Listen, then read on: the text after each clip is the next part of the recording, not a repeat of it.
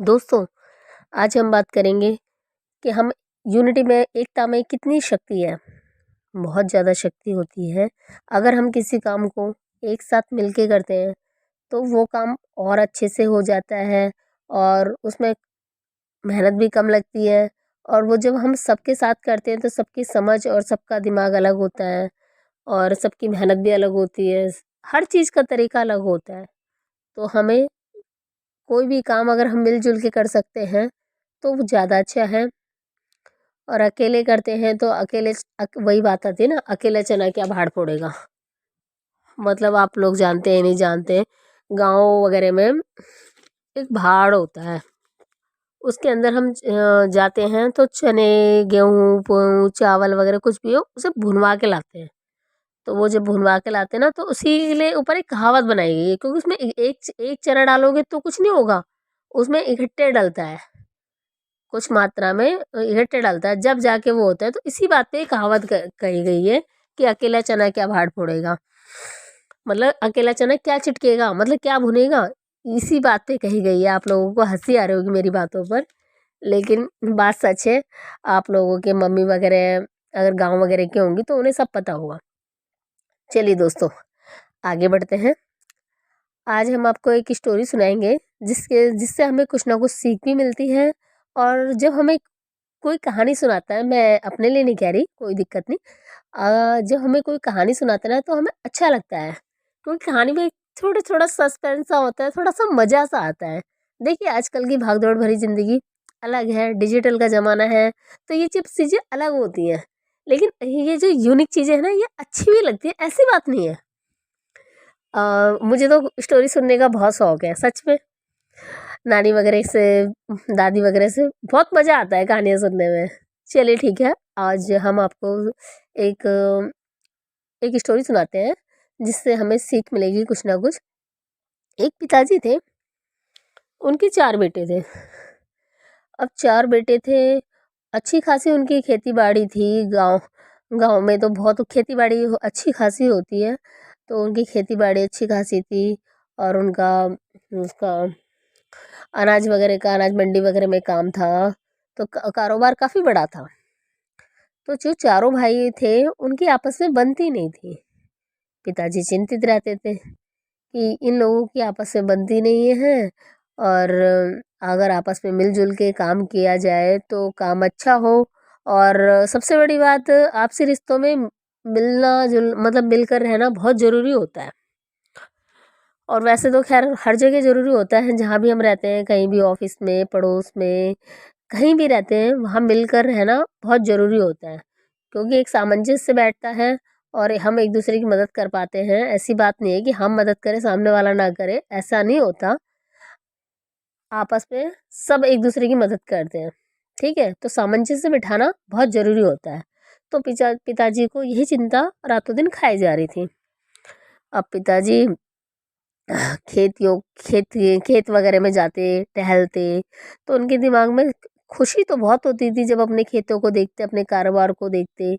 लेकिन एक कहते हैं ना, मतलब माता रानी की शक्ति कह लो या कुछ भी, मतलब कुछ भी समझ लो, एक इंसान को ना परफेक्ट कुछ हर चीज़ नहीं मिल पाती है, कुछ ना कुछ रहता ही है। हर किसी को मुकम्मल जहाँ नहीं मिलता, कहीं ज़मीं तो कहीं आसमान नहीं मिलता। हमारे जीवन में हर चीज़ नहीं मिलती हमें, कुछ ना कुछ रह ही जाता है, कितना भी प्रयास करे कुछ ना कुछ रह ही जाता है। तो पिताजी वैसे तो ठीक थे, लेकिन उन्हें चिंतित रहते थे इन्हीं सब मामलों में। वो एक शाम खेत में टहल रहे थे, तो उन्होंने सोचा ऐसा कौन सा सुझाव लगाऊं जो मेरे बच्चों को समझ में आ जाए। तो उनके गन्ने के खेत थे, तो उस टाइम उनके यहाँ गन्ना हो रहा था।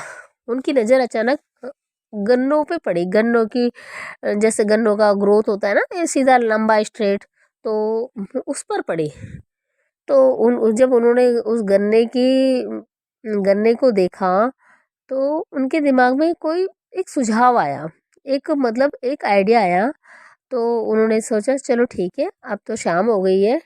गांव में आप लोगों को पता हो तो शाम के टाइम थोड़ा जल्दी खाना पीना होके जल्दी सो जाते हैं, हम लोगों की तरह नहीं जैसे हम 11 11 12 12 बजे तक जगते हैं। वो लोग शाम को 6-7 बजे खाना पीना खा के अपना सो जाते हैं। तो पिताजी ने कहा अभी तो शाम का टाइम है, अब सब खा पी के सोने वाले होंगे, कोई दिक्कत नहीं, हम कल बात करेंगे। ठीक है, ठीक है जी। अब सुबह हुई, भोर हुई और गांव के लोग जल्दी उठ भी जाते हैं। दोस्तों, आगे की स्टोरी हम आपको बाद में सुनाएंगे, अभी थोड़ा सा सस्पेंस रहने देते हैं। और हमारा 50 लाइक का टारगेट है। प्लीज़ आप हमारी इस वीडियो को लाइक कीजिए, शेयर कीजिए एंड हमारे चैनल को सब्सक्राइब कीजिए, ताकि इसका सेकंड पार्ट जब आए तो हम आपको नोटिफिकेशन मिल जाएगा और आप आगे की स्टोरी सुन सकें।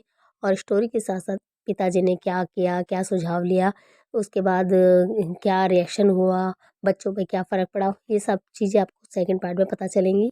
और सबसे बड़ी बात, आगे उसके साथ स्टोरी के साथ साथ कहानी के बाद हम आपसे कुछ कुछ और बातें करेंगे, कुछ ज्ञानवर्धक बातें, जिनसे कुछ ना कुछ आपको ऊर्जा ऊर्जा का संचार होगा आपके मन में, आपको अच्छा लगेगा बातें सुन के।